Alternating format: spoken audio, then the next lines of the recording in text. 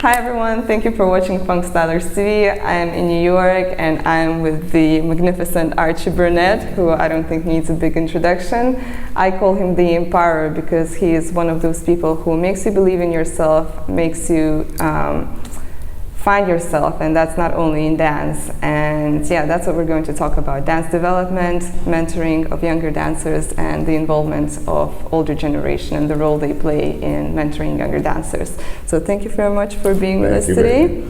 I watched some of your interviews, you have quite a few, and in one of them I noticed that you said, you mentioned the notion of club as the classroom. Yes. Well, nowadays we learn, well, a lot of us learn in the studios, at the workshops and so on, and some of those people who learn in the classroom, they don't tend to do anything outside of that, so they wouldn't go out to a party, to a club, and the battle aspect is very popular, but not everybody gets involved in the social aspect of battles, for example, the after parties, the pre-parties, and some battles don't even have that option. So my question is, what do you think people are missing out on when they don't go to the club or don't get involved in parties? There's quite a lot that they're missing out. You know, any movement that is made is usually made in a social setting. And the thing that tends to happen is that when you lose the social, everything changes. You know, for instance, club culture, for what you guys have now, was born out of the social. If you remove the social from, let's say, the dance or the gathering, you know, then you have something else. It becomes like a sport. You know, that's like the WWE or something of that sort, you know.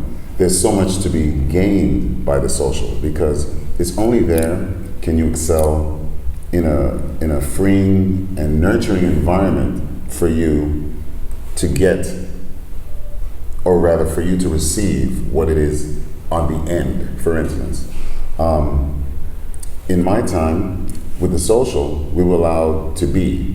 So everybody who would discover what they were, we would be influenced by the things that we saw by other people, thereby technical part, creating steps, but creating steps through an organic sensibility.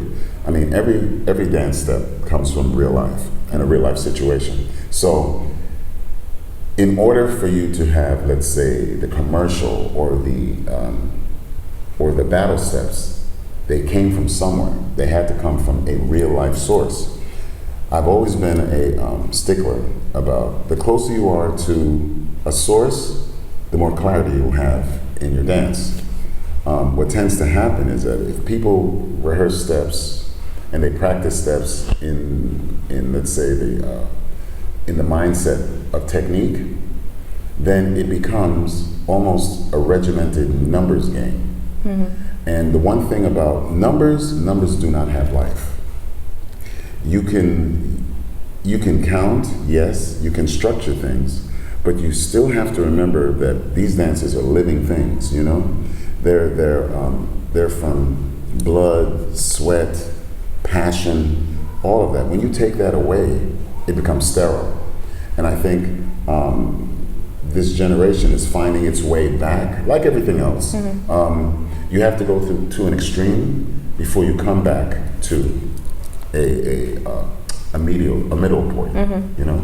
So there's a lot to be gained by the social, and for those who do not do the social, they're missing the main heartbeat of what they're doing. Because to be quite honest, one kid told me, can't believe he told me. One kid told me that he only practices for 2 minutes. For 2 minutes 2 minutes a day? What? He only practices, like when he trains, he trains for a 2-minute block, because that's the amount of time that the judges are going to give you for your battle, or for your presentation. And I thought, dude, that makes no sense, because in my time, we know times are different, you dance all night.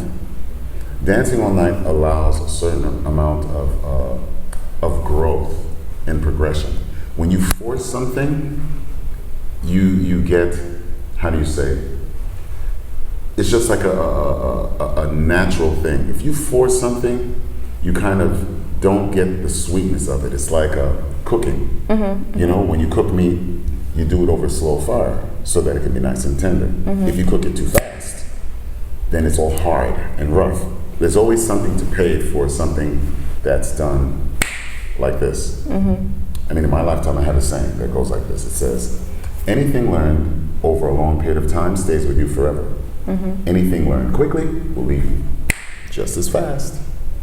So at this side of the scale, I could say that, you know. But when you're young, you don't know that. That's why I have to kind of talk to people to find out. But you know, youngsters don't always listen to advice of the older still. It's true. Actually, another question I just thought of that since we're in New York, I noticed, it's not my first time in New York, but I noticed the difference at the parties like Soul Summit, for example, where people, or Soul Summit Coney Island, you know, where people, they're not necessarily great dancers, but the way they feel music, you can read it in their faces. And I find it like this very different from some of the parties I go to in Europe or maybe a few in Asia.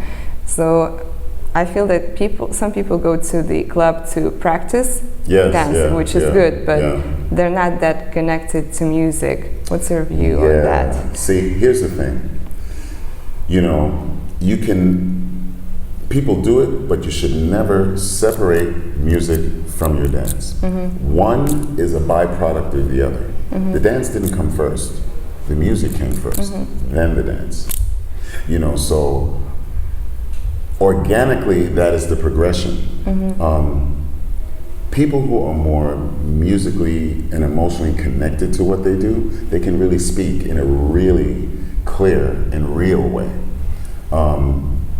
A lot of those dancers that you saw at Coney Island, some of them used to be hella fire when they were younger. You know, but life does its thing. You know, you get older, sometimes the knees blow out, the back blows out, you know. But the feeling never changes. And that's the thing, back in our time, it was the music that motivated the movement.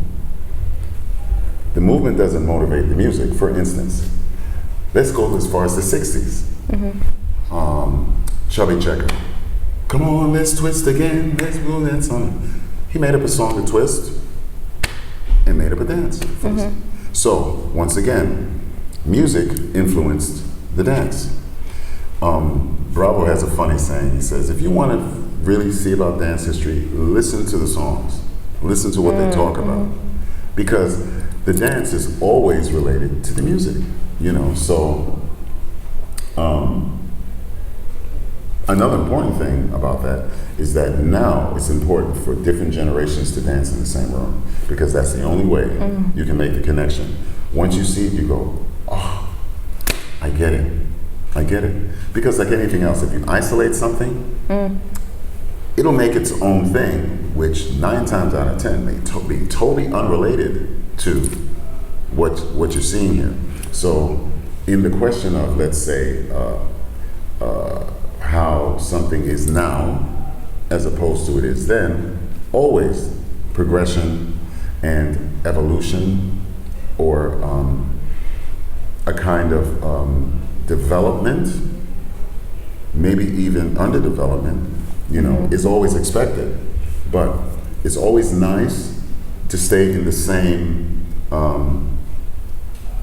genre or the same feel of what you're doing. For instance, and this happened a lot with Vogue, you know, a lot of kids, because now it's YouTube, you know, you can play back and rewind, play back and rewind. Back in the day, you learned in the club. The club was the classroom. Nobody actually said, okay, hold your hand like this, hold your hand like that, hold your hand like that. All of these things were emotionally motivated. Living in the life with the gay kids carrying on and having their issues, and some of them lived on the streets, some of them got thrown out their families, and you know, they were very about, yo, well, if anybody don't love me, I'ma love me, you know? So when you think about how a person is motivated, certain behaviors happen. You know, it's like, oh, bitch, I can't stand you, and blah, blah, blah, blah, blah, blah, blah. You know, it's like, I gotta hold my ground. I'm by myself, I gotta hold my ground. So a lot of those kids, they, through their own life circumstance, a lot of that movement is really articulated in attitude. Because the attitude itself has a lot to do with the social makeup of where you are at the time. You know, the 60s are totally different than the 70s, as the 80s, as the 90s. You know, certain byproducts from the 60s carry over to the 90s. Certain abuses from the 60s and 70s, the free sex and all of that, had a how do you say, a detrimental effect with STDs and AIDS and all of that other stuff. So there's always prices to pay for things like that. But that's how it ebbs and flows, you know.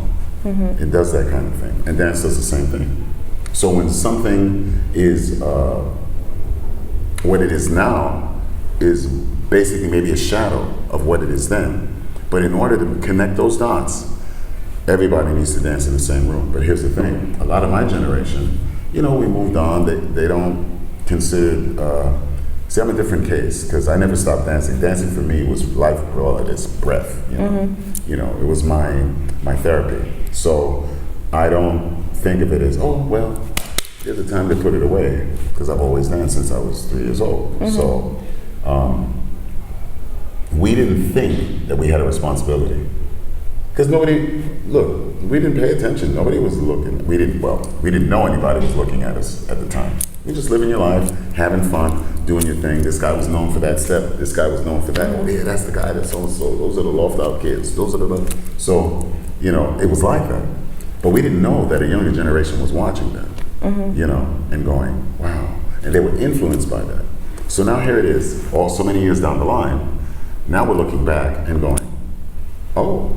And you'll hear my generation say, a lot of them, like, what are those kids doing? That's not so-and-so, that's not so-and-so. I have a saying, well, you can, in order to help a situation, you don't criticize the situation. So you see what you can do to help the situation. For instance, you know, even though I did coin the term in Check Your Body at the Door about lofting, really there is no such thing. Because the loft was a club. Actually, lies. The loft was a man's home. And he had like rent parties every week. But here's the thing, if you and I and 10 other people dance in the same place for like 5 years, 6 years, I'm influenced by a step that you do, you're influenced by that step.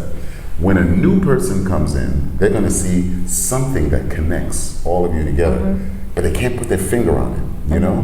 Whether it's how a person moves their hip or how they make contact with the floor, that's the thing that would identify this place as to say, oh, those are those cats from the loft. Well, we would usually say, we like loft it out, or do that shit, do that shit. We would say things like that, you know? But we never said, I'm lofting. But we would say, loft it out, baby, loft it out. So, coining the term lofting was easier for the kids to say, well, this is the dance that we did at the loft. But it wasn't any specific particular thing. It would almost be like contact improv to house music. Okay. Whichever way you feel, you know. A lot was influenced by capoeira, a lot was influenced by ballet, a lot was influenced by just street. And when, in those days, it's a come as you are party. So that means wherever you come from, if you came from the hood and you were like really like that, if you came to the club was an environment where you could let your guard down. So you could be like, wow, you know, this is new for me. I don't have to feel like I'm home. So, you know, I can play with some of that stuff now, but be more relaxed. That's what the club atmosphere does. It is accepting of who you are, that you can leave your baggage and just do your thing. And through that, steps are born. Through that, styles are created. Through that, people watch and go, yo, that dude is dope for that. That's how that works. Okay. And you mentioned actually about a group of people dancing together, and like for an outsider coming in, you know, they would see something similar. So in terms of taking the dance and making it yours, whether it's from a group of people, from your teacher, from the real life, some people struggle with that, you know, they like finding themselves and how to apply what you learn to what you are and who you are. What's your advice on that? How to do it? How to connect all that? I'll tell you that I think about that a lot, and the best way that I can say it is like in an analogy. Like you have that shirt on. How do you wear your shirt? It's a shirt. This is what you're given. Well, I might just wear it like what everybody expects me to wear it, just like this. You know what? I may put the shoulder off one day and wear it like that. You know, you experiment with these things. So the way I interpret you taking or learning a step, how does it look on your body? Because if I tried to do a step and you tried to copy that step, it wouldn't look exactly the way that I do it. Now, Japanese try to make it exactly the way that you do it. But in actuality, what they should be taught, and anybody else who applies that should be taught, is that you take a step and you wear it the way you wear it. But you still keep in mind that that step is that the very same way. You still keep in mind that's a shirt and it's not a skirt. You know? So I would honestly say that for a person to find that, they have to, first of all, see where their body is at, meaning how comfortable they are with their body and how they move. Some people have hip problems and can't move their hip. So that in its turn, how they move their hip because of the limited movement is a step. And the way they work that can influence me. And I may go, wow, that's kind of dope. How do I get that? You know, and then you try to work that out and get as close as you can to it. But because it's you and you don't have that physical disability, it'll turn on a different life or take on a different life. That's how you make it yours. So you take something that you're influenced by and you wear it. And you try to wear it different ways until you're comfortable with what you're wearing. You know, that's the best way that I can think of it. Okay, thank you. Make sense? Yeah, it does. You spoke a little bit about the evolution within dance. Yeah. So basically nowadays, what we call hip hop is different to what we used to see before. Same thing with house, same thing with Vogue, and I'm sure it's with pretty much any dance. Any dance. What do you feel are the advantages and disadvantages within evolution and innovation of the dance? Okay, let's see. Well, the advantages is that every generation adds new vocabulary to, let's say, a style or a thing. The disadvantage is that, just like the old saying, you need to know where you're from before you know where you're going. Because, for instance, this started in the beginning of Vogue, you know. People used to mix Vogue and whacking together. Because as far as they're concerned, they're just moving the hands, same root base as far as it's the gay kids that came up with that. But two totally polar places, New York, LA. New York, it's not really, but was always considered the fashion capital of the world, so obviously Vogue would be born there. And in America, Hollywood was considered the movie capital of the world, so that's why whacking was born there. You know, but when a person from the outside doesn't know the difference, you know, they just see movement and they just want to move, you know, and that always happens. But once again, a dancer's journey is one of investigation. After a while, you just move for whatever you want to move. But then when you want to think deeper, you go, well, wow, I really like this. Let me find out something about it. And I have to give kudos to the European kids because they do that, you know. The American kids, because we live here, you know, it's like in your own backyard. Who goes to your national landmark? Nobody really does that because you live here, you know. So the American kids don't do that because for the simple reason it's here. We built it, we owned it. It's just here. But once again, it has to take somebody else to make you appreciate what you have, you know. And then when that person is speaking a language that may even be speaking it with a better accent than you, then you go, you wake up like, well, maybe I should look at something, you know. So it's a cycle. It's a cycle effect, you know. But all in all, I don't think evolution is a bad thing.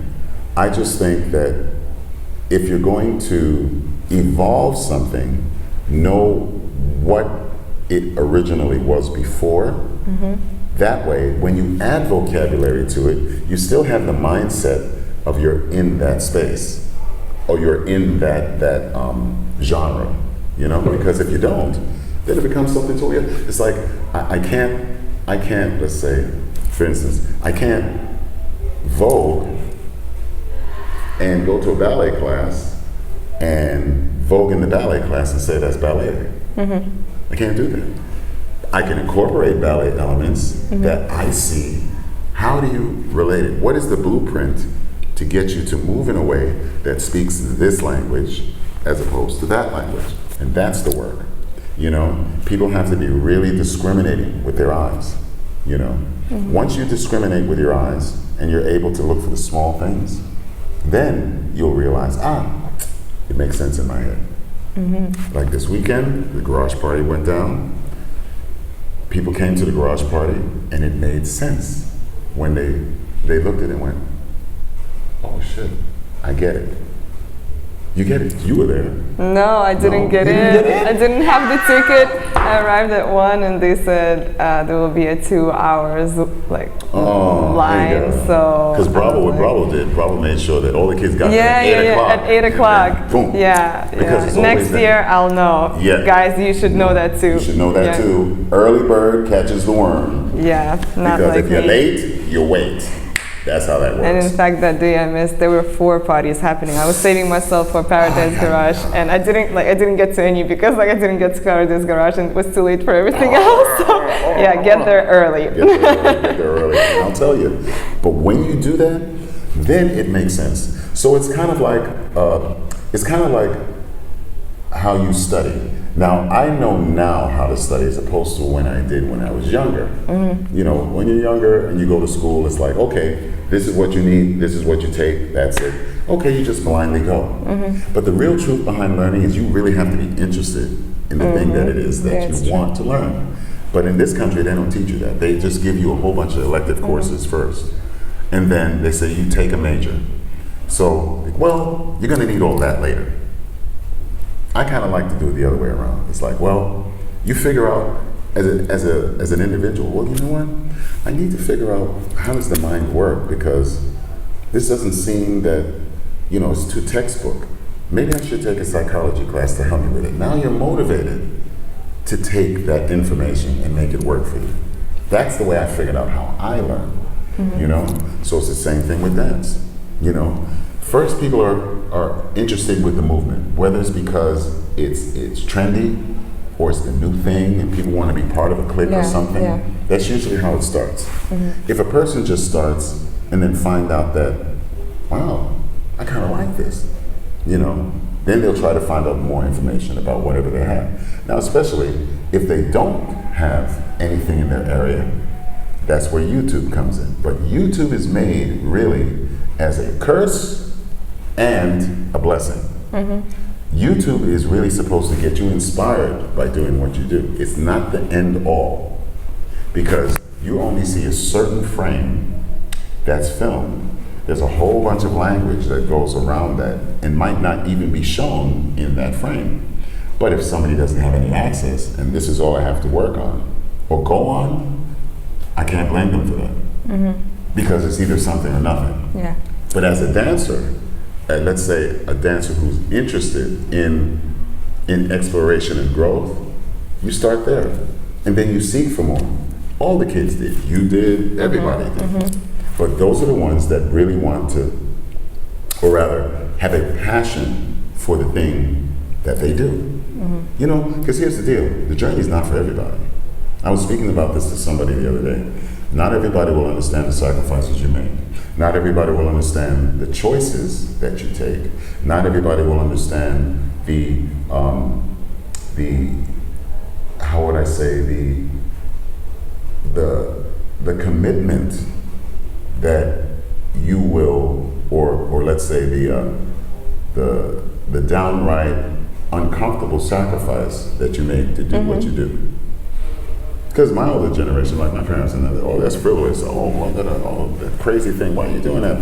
That's not going to make you money. Because here's the deal: every parent wants their child to be successful, happy, not want for anything as far as monetary and so on and so forth.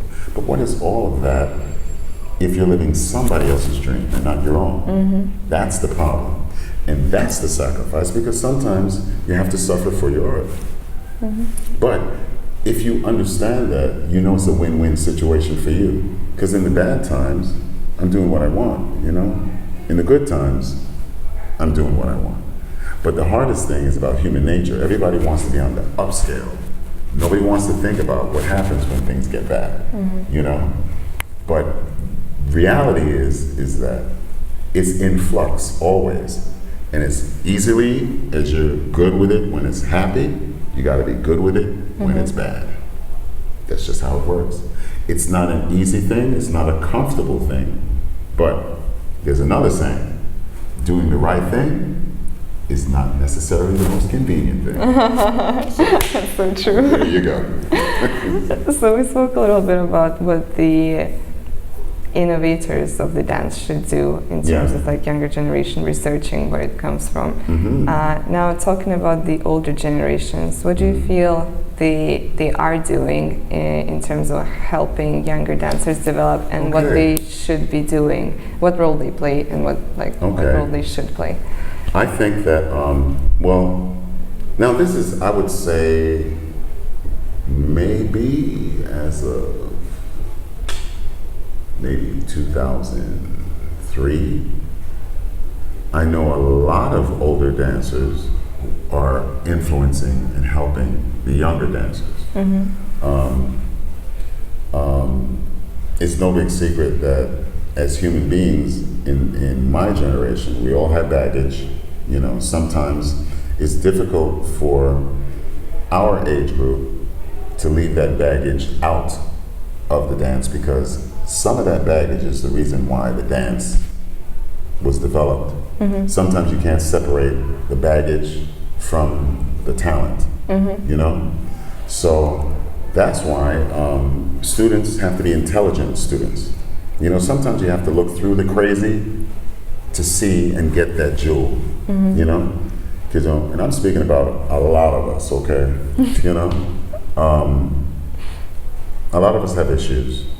Some of those issues make the passion that we have pure, so that when you see it, you go, damn, wow, you know? But see, that's the thing that the younger generation, in that particular case, needs to learn. How to put everything that you are into what you do. That means you take the good, you take the bad, you take the limbo, being right in between, and you put that into your dance. And it's easy to do that because there's a saying, you dance like nobody's watching. When you do that and people feel your passion for real, nobody can deny you your truth at all. Because one thing about truth is recognizable no matter where you are. It's easy. Like if you're judging, let's say if I'm judging a battle, I can tell, I was saying, your feet tell me everything I need to know. I can tell if you practice, I can tell if you don't, I can tell if you're real, I can tell if you're putting on a show just for the judge, I can tell if your internal metronome is locked, I can tell if it's not, I can tell if you're counting, I can tell if you're emoting through an organic sensibility. All of that I can tell by your feet. But here's the interesting thing. You'll have dancers that are only dancers by count. But the interesting thing about that is dancers by count, they look that way. There's like almost an ingredient that you see that's missing. It's almost sterile. Now I mean dancers that count only, that don't feel, just count. The best of both worlds is to be able to feel and to count. Now that takes work. Not everybody's born with both, you know. Like the same way not everybody's born with their internal metronome locked, you know. It's a certain amount of work that you have to do. And the easier thing that I did as a kid, you have to listen to all kinds of music all the time. And here's the funny thing. Do you know your generation, they don't snap their fingers, they don't clap when they party, they don't. Everybody's And I think that's the training aspect. Everybody thinks of the party as the training. Yeah, I noticed that too. And then they forget the fun part about it. But they think that the training is the fun part. But here's the deal.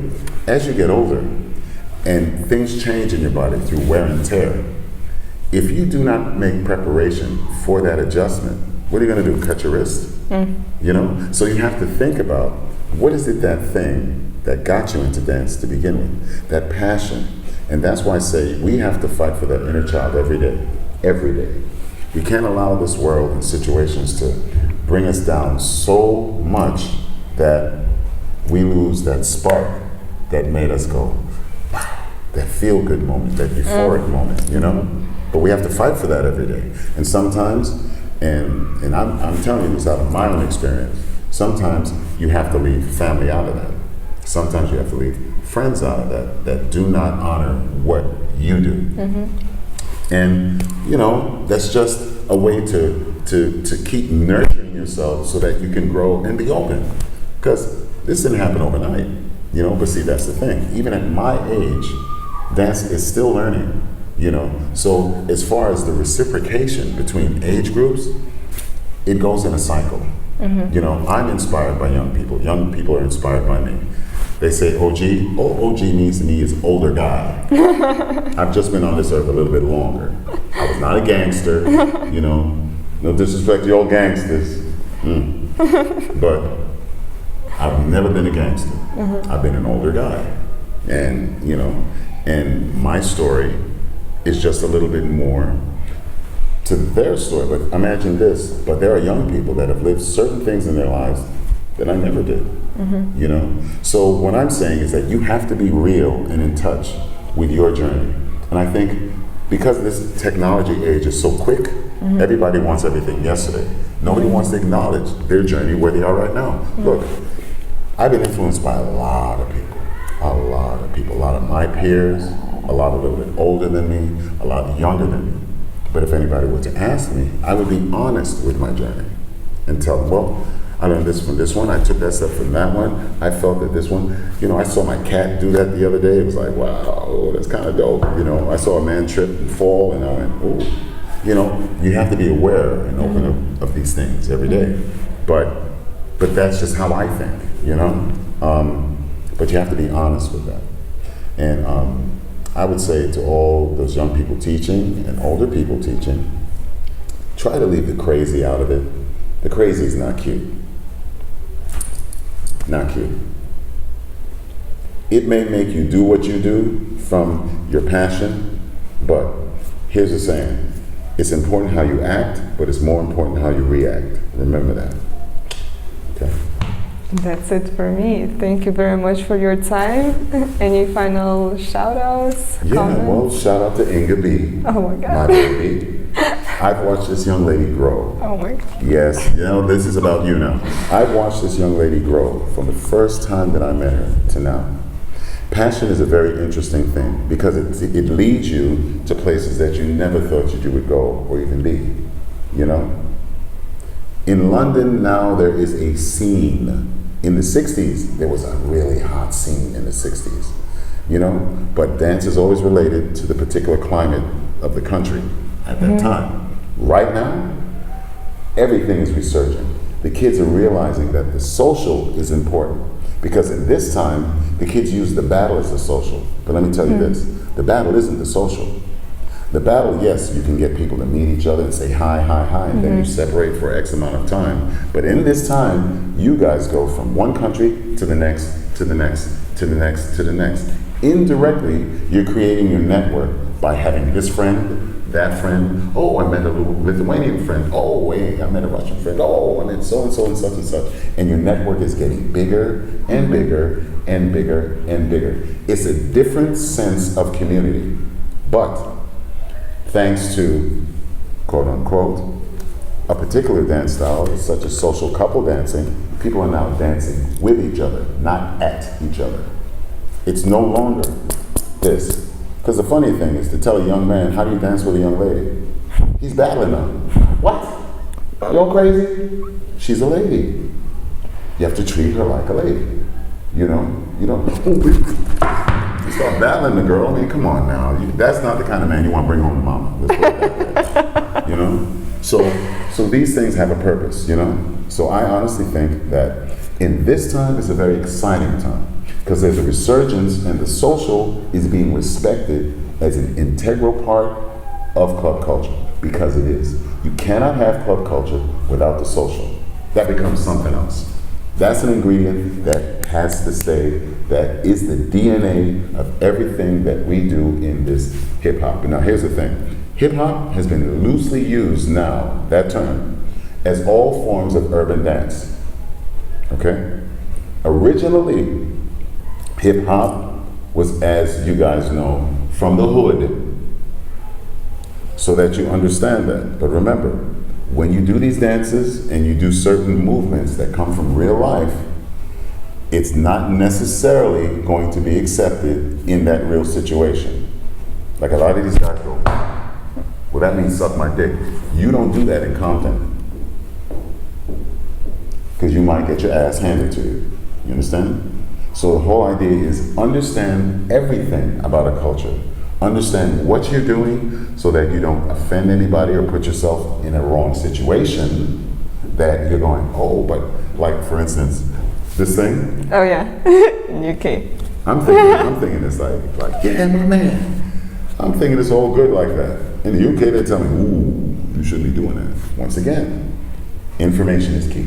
Clarity is key. So that's what we do. Thank you very, very much for your time. Guys, I hope this was really useful. At least it was really useful to me.